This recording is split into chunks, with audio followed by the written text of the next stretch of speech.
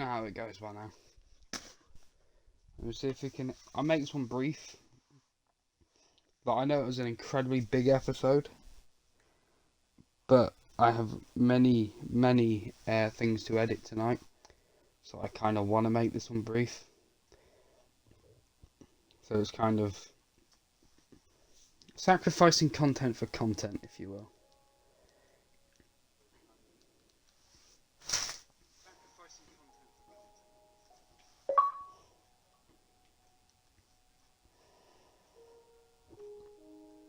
Right then.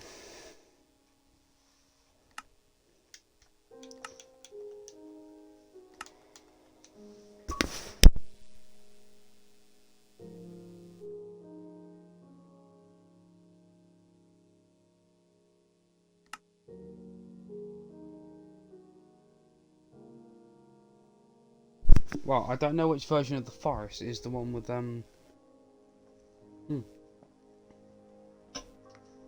Guess we'll find out. This episode, guys, it was something else. I don't want to make this long.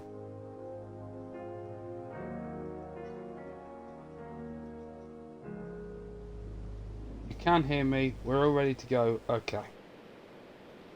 I'll make a little increment where I can crop from now, so it's just a review. So about 20 minutes ago, Doctor Who Flux Chapter 6, The Vanquishers, aired. Wow. So, I missed the first 5 minutes and I've just watched the first 5. But, we start off back at Division. Doctor's about to be away. She takes the Ood and runs off. And she's asking the Ood, what happens if I take off, I think it was the conversion plate, what happens?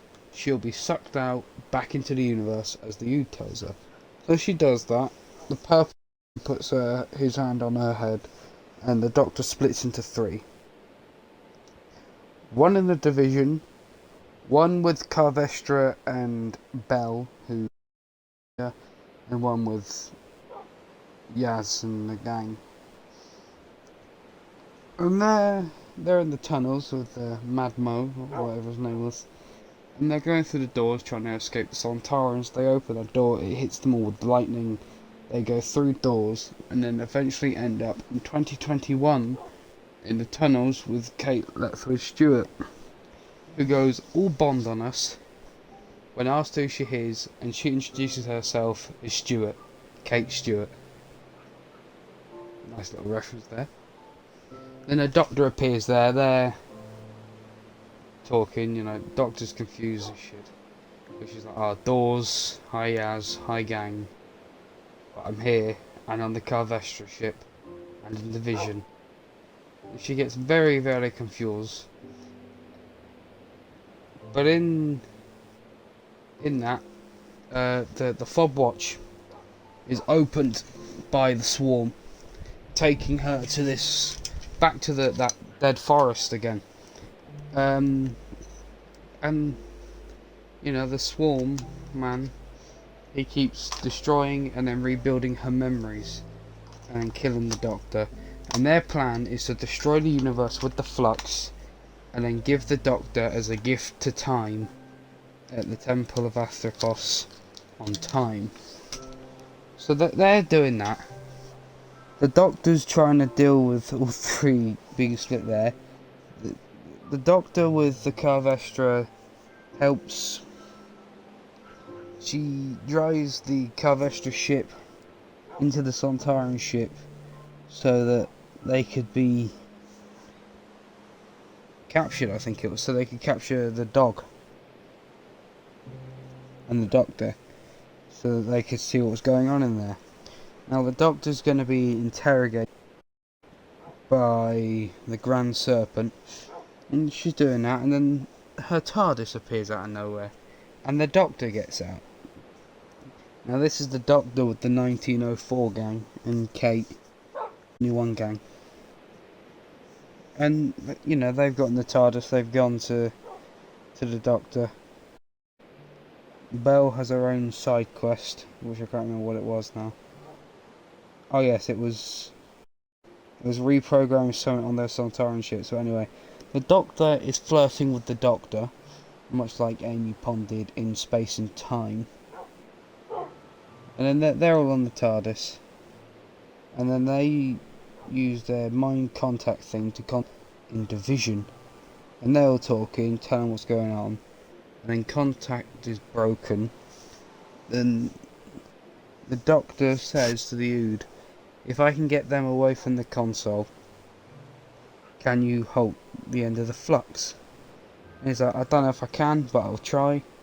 So the Doctor talks to them and they go to Athropos.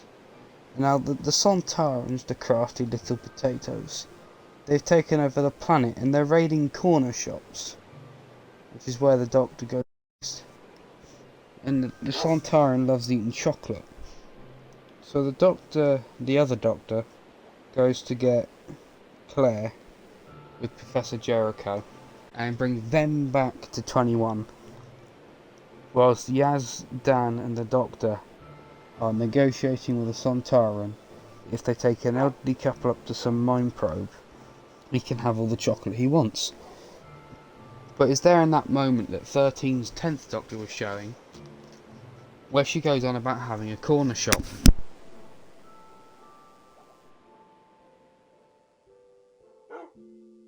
As that's been a reoccurring joke since the 10th Doctor about a shop, with the 11th Doctor working in a shop. And you do that, and then the Sontaran takes Claire and Jericho up to be mind probed. Claire ends up breaking whatever it was they needed,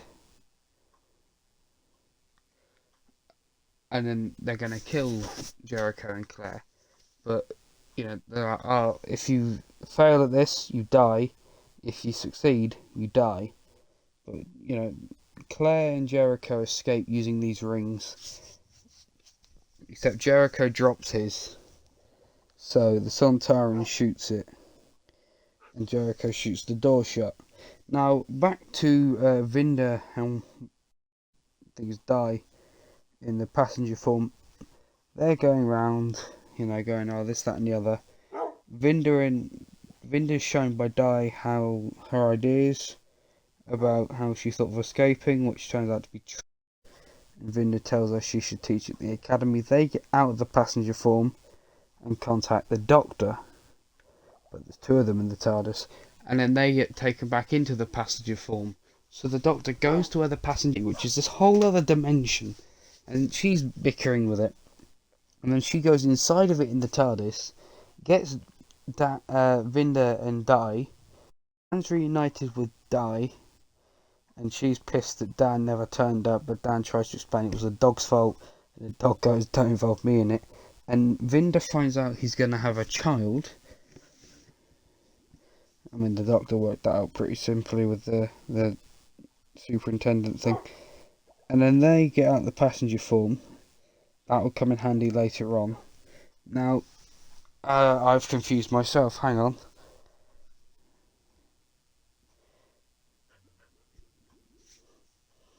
Oh yes, the Sontaran sent a message out calling for a truce between Daleks, Sontaran, all in the same area.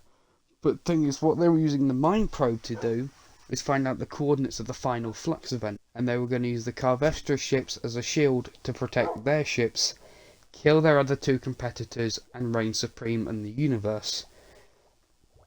That fails because the Doctor gets aboard one of the Carvestra ships with the dog. They reroute the ships, but it was a cool scene because all the Cybermen and Daleks had just appeared. It's like, this is Dalek ship. All Dalek ships information, we accept the mutual truce for assured survival. And then the Cybermen appear as a thing. And then it turns out it's a trick. It goes, Taran ships break information, this is a trap. What is the meaning of this? And the Cybermen said the same thing. And the Sontaran general is going, it means death, and by that means glory for the Sontaran Empire. And then the Doctor just pulls a 180 and puts the shield behind the Sontaran ships, killing them. So that's the Cybermen, the Sontarans, and the Daleks all out of the equation, like we thought. And after she's done that, we're back on the Temple of Athropos and Time, where the Swarm and the Doctor, or the Swarm are going to give the Doctor to Time as a sacrifice. And Time says, no, you failed, because the flux has been contained. And then kills the two Swarm, and says to the Doctor, you are restored, you cannot run from me, everything. They went 10th Doctor on us. Because with the 10th Doctor, it was the Ood was going on about how time has an end. I think it was, this song ends, Doctor, but the story will never end. And Time is telling the Doctor, everything ends, no life is permanent, nor regeneration. And the Doctor's shitting herself. And then the Doctors are reunited into one whole being again, back on the TARDIS. But how they contain the flux was, Kate was going on about how Santara, like, how do you stop antimatter? You put enough matter in its way to stop it. So Di had the plan of putting the passenger form in front of the flux, it absorbing the flux. They both, so they knew that would be come in handy, because it was awaiting a command in that state where she found it. Summons the passenger form. The passenger form takes the entire flux and dies. That was before she was a reunited person. She drops everyone back off. Vinder and Bell are with the Carvestra, because the Sontarans killed all of his people. So he had a right pissy on him. I would too if a potato. And Time took the form of the Doctor to speak to the Doctor, and it took the form of the purple. But it was the Doctor from the Division with the inverted coat, and the Doctor flirts with herself. And then Dan's dropped back off, doing what he did in the episode, talking about the tunnels. Di seems pissed. Dan's like, I booked table for a drink. And Di says it probably won't be the best, so poor Dan. Poor Dan has lost his love interest. This is a crime. Justice for Dan. So he's out walking the docks, and the Doctor says, fancy it, like, you need a lift anywhere, fancy a lift. And the Doctor ends up going with, no, Dan ends up going with the Doctor and Yaz. And the Doctor tells Dan where the bedrooms are and sort of make it official, so he's got his own room. And he must have taken the wrong turn, because she's talking to Yaz, the Doctor. And she's going about what happens, like, I wanted to tell you everything, I'm trying to find memories of past lives, blah blah. Dan comes back, and it's like, did you say take a left or a right? So Yaz goes to show him, and she says, come on Scouts, let Yorkshire show you the way. And then the Doctor cries. Like, wow, that's not... I haven't seen the Doctor cry that I can remember since either Amy and Rory's death, or the time the Doctor said goodbye to Rose in Doomsday or Army of Ghosts. And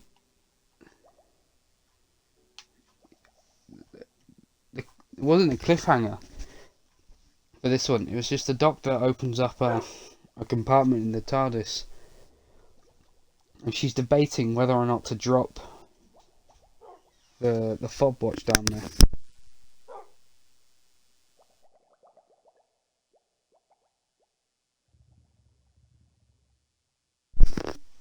And it had, I think it's the 13th Doctor's theme.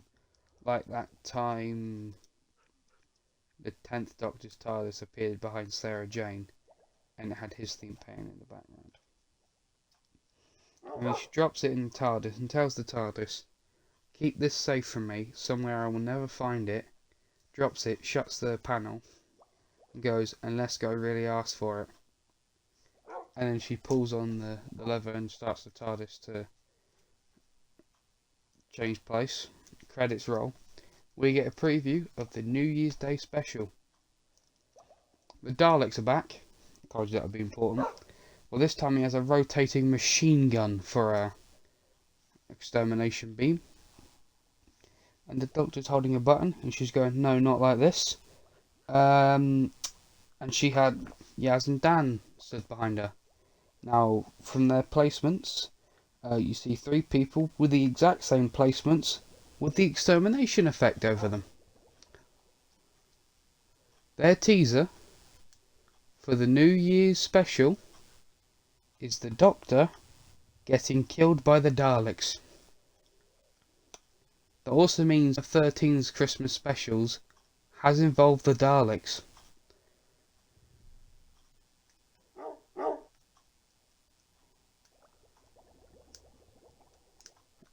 That was a brilliant episode, that. Sorry if it was hard to follow. The episode was at some points. To be honest, I was kind of thinking this episode was going to be a mess. Because it would have had to have make Vinder and Bell meet up, resolve the Santaran massacre plot and the Daleks with Cybermen, solve Dan, solve Yaz, solve the Division, the Swarm, and the Fobwatch, and it manages to do that. And it manages to do that by making the Doctor live 3 places at once. That was clever.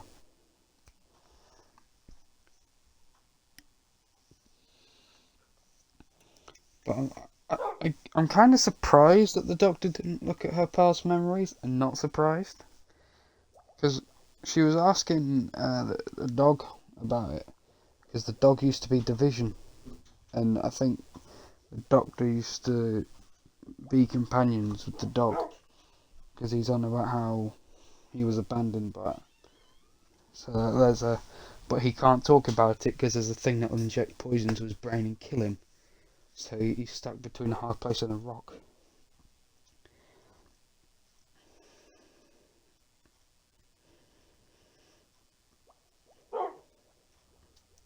Yeah.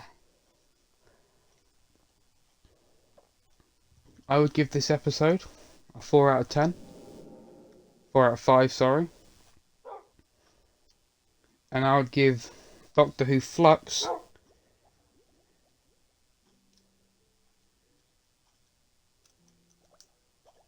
a 4 out of 5.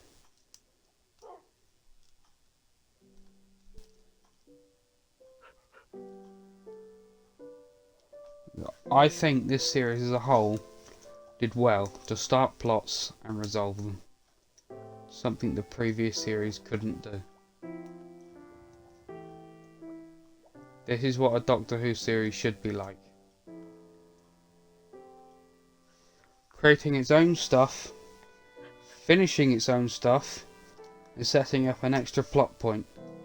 That can be followed if you watch on, but if you're just watching it as just that series, it doesn't matter. Much like the older series of New Who did.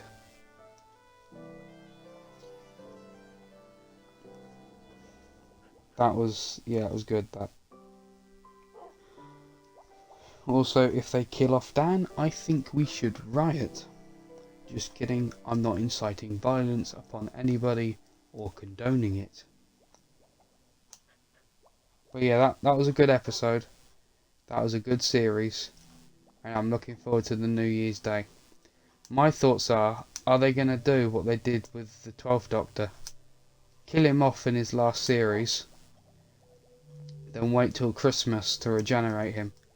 Are they with the 13th Doctor gonna... Because I think it was announced that 13 wouldn't regenerate until the Centauri special, being the 100th anniversary of the BBC. So are they going to make the end of her New Year's special a cliffhanger of them being shot, and the whole Centauri special is 13 regenerating into 14, and then it's onward to the 60th? Could that be the way to go? I think it could.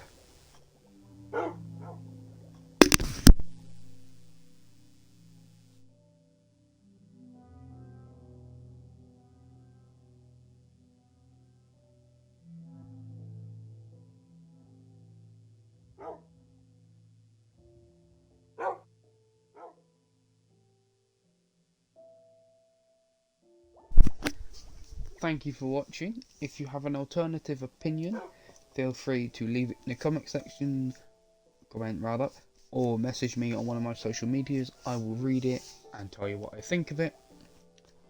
If you want to check out any of my other stuff upon YouTube, it's all linked below in the description. I'm thinking of changing the way stuff happens on my main channel, so it's a long thing. I might just make a video about it on there.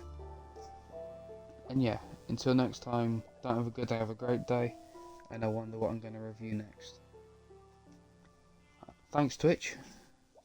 That's the final Doctor Who Flux review. Next Doctor Who episode isn't till New Year's Day 2022. So you might have to have another Doctor Who review, unless I decide to do a definitive review of the Flux. I haven't edited the Fortnite stream yet, but the servers are now up and running. You just got a queue to get back in the game for around 15 minutes. So I'd say Epic has had a big influx of players, and they need to upgrade their servers a bit again. So that should get done in about a week-ish. But yeah, if you watch live on Twitch, thanks for doing that. If you watch on Stream Archive, thanks for doing that. Depending on where you watch, it depends on where stuff will be linked. It could be on the homepage, or it could be in the description. Feel free to check any of that out. I have made some good stuff in the past. Notice I said past. Until next time, keep making the impossible possible. I shall see you in the next stream. Have a good day. Have a great day.